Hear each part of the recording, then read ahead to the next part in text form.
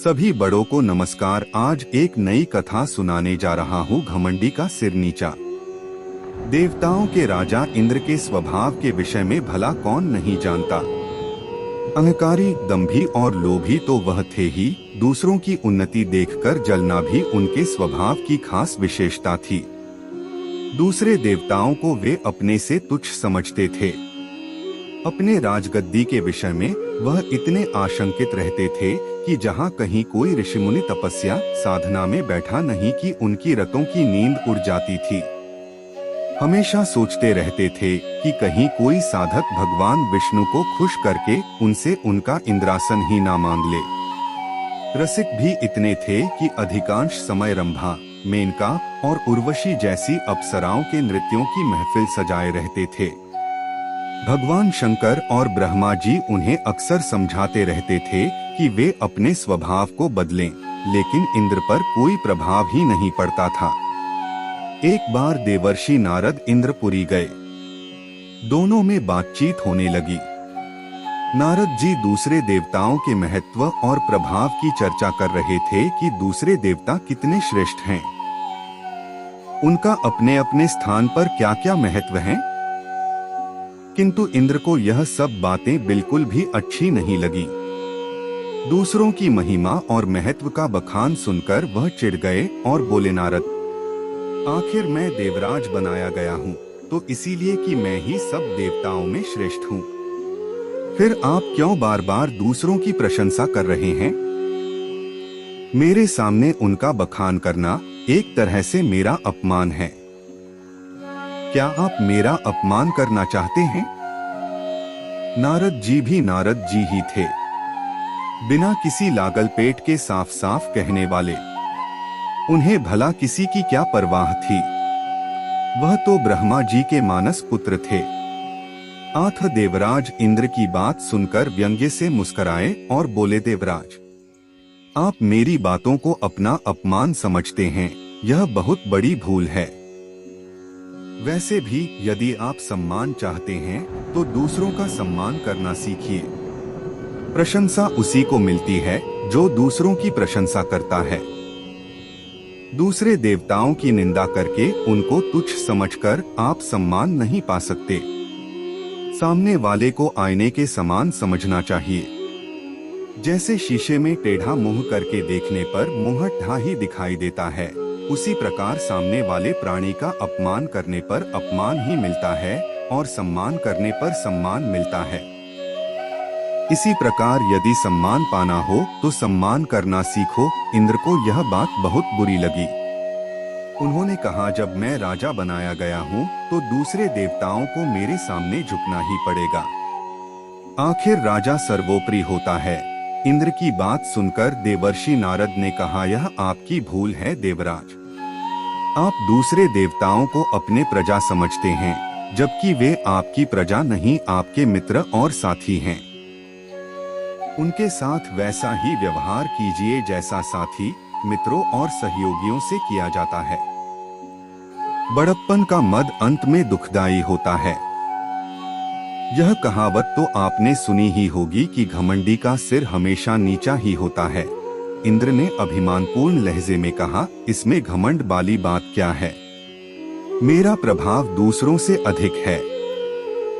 मैं वर्षा स्वामी हूँ। बिना मेरी आज्ञा के एक बूंद पानी नहीं बरस सकता, और जब पानी नहीं रहेगा तो धरती पर अकाल पड़ जाएगा। अन्न उत्पन्न नहीं होगा और सारी दुनिया भूख और प्यास से तड़पड़ कर मर जाएगी। देवता भी इसके प्रभाव से अछूते कहाँ रहेंगे। नारद जी बोले, आप ठीक कहते हैं देवराज, किंतु दूसरे देवताओं का महत्व भी कुछ कम नहीं। जिस प्रकार जीवन के लिए जल आवश्यक है, उसी प्रकार अन्य वस्तुओं का महत्व भी कुछ कम नहीं। वायु, अग्नि, प्रकाश, इनकी भी उतनी ही महत्ता है। कहने का तात्पर्य यह है कि वरुण देव, अग्नि देव, सूर्य देव सभी देवता अपनी अपनी शक्तियों के स्वामी हैं। सभी देवता कुछ न कुछ कर सकने में समर्थ हैं। आप उनसे मित्रता रखिए, तभी कल्याण है, नहीं तो किसी समय आपदा में पड़ जाएंगे। बिना सहयोगियों के राजकार्य नहीं चला करता। नारद जी की बात सुनकर देवराज इंद्र ठहाका मारकर हंस पड़े। बोले, अजी जाइए भी, आप ठहरे महात्मा। शंख बजाने और मजीरे पीटने के सिवा और आप क्या जाने। आप ब्राह्मण हैं, इसलिए इतना डरते हैं। मैं देवता हूँ, क्षत्रिय भी हूँ, मुझे किसका डर। किसी दूसरे का डर चाहे न हो, मगर शनि का भय आपको पहले सताएगा। यदि कुशलता चाहते हो तो शनिदेव से बचकर रहें। वे एक बार कुपित हो जाएं तो सब कुछ तहस-नहस कर डालते हैं, और जिसे अपनी कृपा का पात्र बना लें उसके पांव 12 हो जाते हैं। यह कहकर नारद जी चल पड़े। इंद्र का अभिमान उन्हें खटक गया था। नारद का काम था संसार भर का समाचार इधर से उधर पहुंचाना। यदि उन्हें उस जमाने का चलता फिरता रेडियो कहा जाए तो अतिशयोक्ति न होगी। असल में वे देशाटन के प्रेमी और बातूनी थे, इसलिए घूम फिर कर अपना मन बहलाते थे। वैसे वे बड़े विद्वान और महात्मा थे। तीसरे दिन नारद जी शनिलोक में जा पहुंचे। शनि देवता ने उनका स्वागत करके हालचाल पूछा। नारद जी ने कहा, यूं तो सब कुशल मंगल है शनिदेव, मगर अपने इंद्रदेव कुछ ज्यादा ही अहंकारी और घमंडी हो गए हैं। अपने सामने किसी को कुछ समझते ही नहीं। कहते हुए नारद जी ने उन्हें इंद्र से हुआ पूरा वार्तालाप सुना दिया। इंद्र के अहंकार का पता पाकर शनिदेव ने कहा, आप चिंता न करें, अगले रविवार को बैकुंठ लोक में सभा होगी, वहीं मैं इंद्र से मिलकर उन्हें समझा दूंगा। उनका सारा अहंकार उसी दिन दूर हो जाएगा। अपने सामने दूसरों को तुच्छ समझना तो सचमुच बहुत बुरी बात है। शनिदेव को भी इंद्र का अहंकार खटक गया। थोड़ी देर तक इधर उधर की बातें होती रहीं। फिर नारद जी चले गए। अगले रविवार को बैकुंठपुरी में देवताओं की सभा हुई। विष्णु उनके सभापति थे। सब देवता आए। उन्होंने अलग अलग मसलों पर अपने अपने विचार रखे। शाम होने पर सभा समाप्त हो गई। इसी अवसर पर अचानक शनिदेव और इंद्रदेव का आमना सामना हो गया।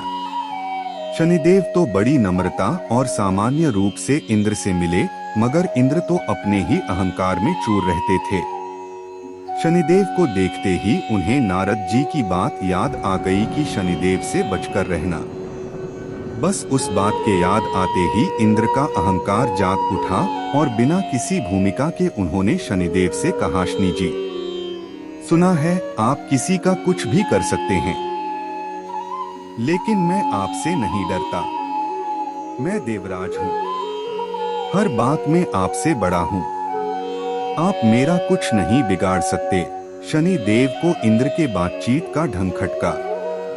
फिर भी उन्होंने अपने को संभाल कर कहा, मैंने तो आपसे सा कुछ भी नहीं कहा देवराज। जो आप इस प्रकार का रूखा व्यवहार मेरे साथ कर रहे हैं, फिर भी समय पर देखा जाएगा कि कौन कितने पानी में है। अभी से मैं क्या कहूँ? समय पर क्या, अभी दिखाइए न। वह समय आप आज ही बुला लीजिए। मैं आपका सामर्थ्य देखना चाहता हूँ। इंद्रदेव अकड़ गए, मानो व्यर्थ का झगड़ा मोल नेकी ठाने बैठे हों। किसी ने सच ही कहा है, विनाश काले विपरीत बुद्धि, अर्थात जब किसी पर बुरा वक्त आना होता है तो उसकी बुद्धि खराब हो जाती है। वह उल्टे सीधे काम करके स्वयं को मुसीबतों और कठिनाइयों में धकेलने की चेष्टा करता है। यह सुनकर शनिदेव बोले, आप बड़े अहंकारी हैं देवराज, और आप दूसरों को धमकाया करते हैं। लेकिन मैं फिर भी कहता हूँ, इंद्र आपसे नहीं डरेगा। इंद्र की बात सुनकर शनिदेव को क्रोध आ गया। उन्होंने गंभीर स्वर में कहा, देवराज, मैं आपसे विरोध नहीं बढ़ाना चाहता। फिर भी यदि आप अहंकार में चूर होकर दूसरों को अपमानित करना चाहते हैं तो सुन लीजिए, कल आपको मेरा भय सताएगा। यहाँ तक कि आप खाना पीना तक भूल जाएंगे। हो सके तो कल मेरी पकड़ से बचने का उपाय कीजिएगा। यह कहकर शनिदेव तेजी से एक ओर चले गए। इंद्र ने फिर उसी तरह अपमान भरी हंसी हंसकर कहा, मैं भी देखता हूँ कि आप भी कितने पानी में हैं। इसी प्रकार बड़बड़ाते हुए वह इंद्रलोक की ओर प्रस्थान कर गए। उस रात इंद्र को बड़ा भयानक स्वप्न दिखाई दिया, जैसे कोई कालाक्लूटा विकराल दैत्य मुंह फैलाए उन्हें निगल जाना चाहता हो। सवेरे नींद से उठकर उन्होंने सोचा, उस भयानक स्वप्न का क्या अर्थ हो सकता है। क्या पता कि यह शनि की ही कोई करतूत हो। अवश्य ही वह आज मुझे कोई चोट पहुंचाने की चेष्टा कर सकता है। इसलिए मुझे किसी सी जगह छिप जाना चाहिए जहां वह मुझे ढूंढ न सके। सा विचार कर उन्होंने झटपट कपड़ बदलकर भिखारी का वेश बनाया और जंगल की ओर निकल गए। किसी को इस बात की भनक न पड़ने दी कि वह किस उद्देश्य से कहाँ और क्यों जा रहे हैं। यहाँ तक कि अपनी पत्नी इंद्राणी को भी उन्होंने इस संदर्भ में कुछ नहीं बताया। किसी को इस विषय में कुछ भी न बताने का कारण भी था। इंद्र को यह बात मालूम थी कि मेरे स्वभाव और व्यवहार से कई देवता रूठे रहते हैं। इसलिए उन्हें शंका हुई कि कहीं सा न हो वे अब शनि की सहायता करने लगे। उस दशा में मैं अकेला हो जाऊंगा। बस इस विचार के उठते ही उनका साहस टूट गया और वे भयभीत होकर जंगल के घने भाग में जा घुसे। अब तक दिन का एक पहर चढ़ आया था। इंद्र ने सोचा, आखिर जब शनि ने मुझे चुनौती दी है तो मेरी खोज भी करेंगे। बिना मुझे खोजे तो वह मेरा कुछ बिगाड़ नहीं सकते, लेकिन मुझे खोजने में भी वे कोई कसर नहीं छोड़गे। इसके लिए भले ही उन्हें धरती आकाश एक करना पड़। अरे हाँ, आकाश के नाम पर ध्यान आया कि कहीं सा न हो कि वे आकाश मार्ग से उड़ते हुए मुझे यहाँ देख लें। इसलिए किसी झाड़ी में छिपकर बैठना चाहिए। आसपास झाड़ियां तो थीं, पर उनमें भी दिखाई दिए जाने की आशंका थी। हारकर इंद्र ने एक पुराने पेड़ के कोटर में शरण ली। पेड़ बहुत बड़ा था। उसका कोटर गुफा जैसा चौड़ा और गहरा था। इंद्र उसी में छिपकर बैठ गए।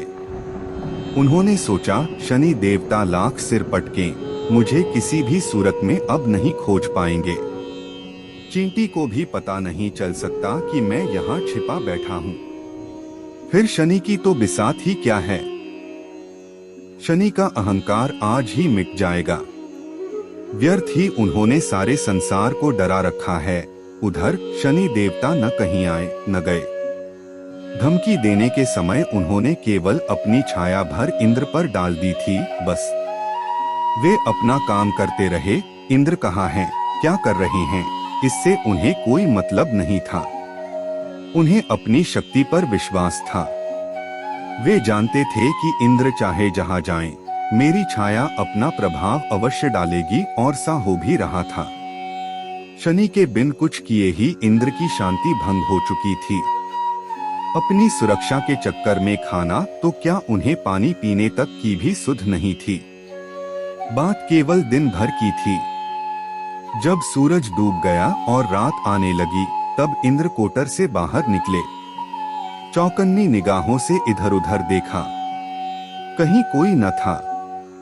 समझ गए कि या तो शनिश्चर इधर आए ही नहीं, और अगर आए भी होंगे तो थकार कर लौट गए होंगे। आखिर मुझे खोजना इतना आसान कहाँ था। मेरी गंध तो हवा तक को नहीं मिली, शनि की क्या गिनती है। यही सब सोचते हुए इंद्र मन ही मन खुश हो रहे थे, और होते भी क्यों नहीं। अपनी समझ के अनुसार तो उन्होंने शनिदेव को धोखा दे ही दिया था। अब तो उन्हें उस क्षण का इंतजार था कि कब शनिदेव से भेंट हो और वहां उन्हें अपमानित करें, उनका उपहास उड़ाएं। अंधेरा बढ़ता जा रहा था। इंद्र ने अंगड़ाई लेकर देह को एक झटका दिया और जल्दी जल्दी अपने इंद्रलोक की ओर चल दिए। दूसरे दिन सुबह ही उनका सामना शनिदेव से हो गया। शनिदेव उन्हें देखकर अर्थपूर्ण मुद्रा में मुस्कुराए। इंद्रदेव उनकी मुस्कान में छिपे व्यंग्य को न समझ सके और विजय के मद में चूर होकर बोले, किए शनिदेव, कल का पूरा समय निकल गया और आप मेरा बाल भी बांका न कर सके। अब तो कोई संदेह नहीं है कि मेरी शक्ति आपसे अधिक है। इंद्र की बात सुनकर शनिदेव ठहाका मारकर हंस पड़े। उनको इस प्रकार हंसते देखकर इंद्रदेव झुंझला उठे और कुढ़कर बोले, आपको हंसी आ रही है, लेकिन आपकी जगह पर कोई दूसरा होता तो शर्म के मारे मुंह छुपा लेता। आपने कल बड़े ताव से मुझे पकड़ लेने की चुनौती दी थी, लेकिन पकड़ना तो दूर, आप मुझे छू भी न सके। क्या यही आपका सामर्थ्य है? इसी बल पर आप फूले फूले फिरते हैं। दरअसल नारद जैसे लोगों ने आपको बेवजह सिर पर चढ़ा रखा है और वे ही आपका नाम लेकर दूसरों को डराते रहते हैं। आप में कितना बल है यह मैं देख चुका हूँ। शनिदेव ने हंसते हुए कहा, आप जैसे बुद्धिमान को कौन समझाए। आप हारे और मैं जीता, फिर भी आप मुझे धिक्कार रहे हैं। जाकर किसी को यह सारी घटना सुनाइए, तब पता चलेगा आप कितने बुद्धिमान और साहसी हैं। इंद्र ने आंखें निकालकर पूछा, क्या कहा? मैं हार गया हूँ। कैसे? आप अपनी विजय का प्रमाण तो दीजिए। खाली कह देने से क्या होता है? इस प्रकार तो मैं भी कह सकता हूँ कि विजय मेरी हुई है। कल का पूरा दिन निकल गया, आखिर क्या बिगाड़ पाए आप मेरा? आप मेरा बाल तक बांका नहीं कर सके। पूरी तरह स्वस्थ और निश्चिंत आपके सामने खड़ा हूँ मैं। अगर सी बात है तो सुनो, पहले परसों मेरे द्वारा कहे गए शब्दों पर गौर करो। शनिदेव ने कहा, मैंने कहा था कि कल आप खाना पीना भूल जाएंगे। वही बात हुई, आप मेरे भय से पेड़ के कोटर में छुपे रहे। दिन भर न खाया न पिया। आपने मारे भय के बाहर झांका तक नहीं। यह मेरी छाया का ही प्रभाव था जो मैंने आप पर उसी समय डाल दी थी जब परसों हमारी भेंट हुई थी। मुझ में इतनी शक्ति है कि स्वयं न जाकर अपनी छाया से ही किसी को पकड़ लेता हूँ। उसी छाया के प्रभाव से आप डर कर भागे और दिन भर बिना कुछ खाए पिए कोटर में छिपे रहे। जिसे आप अपनी बुद्धिमानी समझते हैं, वह मेरा भय था। यदि भय न होता तो राजभवन छोड़कर कोटर में जाकर छिपने का क्या कारण था? अरे भय के मारे तो आपने अपनी पत्नी इंद्राणी को भी कुछ नहीं बताया। जरा सोचो कि जब मेरी छाया ने ही कौतूहल दिखा दिए तो यदि मैं प्रत्यक्ष रूप से कुपित हो जाता तो क्या होता? शनिदेव की बात सुनकर इंद्र का सिर नीचा हो गया। हाथ जोड़कर बोले, मेरा अहंकार दूर हो गया शनिदेव। सचमुच आप मुझसे अधिक समर्थ और प्रभावशाली हैं। मुझे मेरी धृष्टता के लिए क्षमा करें। नारद जी ने सत्य ही कहा था, आप बड़े और बलशाली हैं। शनि देवता ने इंद्र को गले से लगा लिया और बोले, महाराज इंद्र, घमंडी का सिर हमेशा नीचा होता है। इंसान हो या देव, उसे कभी घमंड नहीं करना चाहिए। दोस्तों, इस वीडियो में बस इतना ही। मिलते हैं अगले वीडियो में। अपना ख्याल रखिएगा। मेरे चैनल को सब्सक्राइब करें और लाइक करें ताकि मैं आप सबके लिए ऐसे ही वीडियो बनाता रहूं।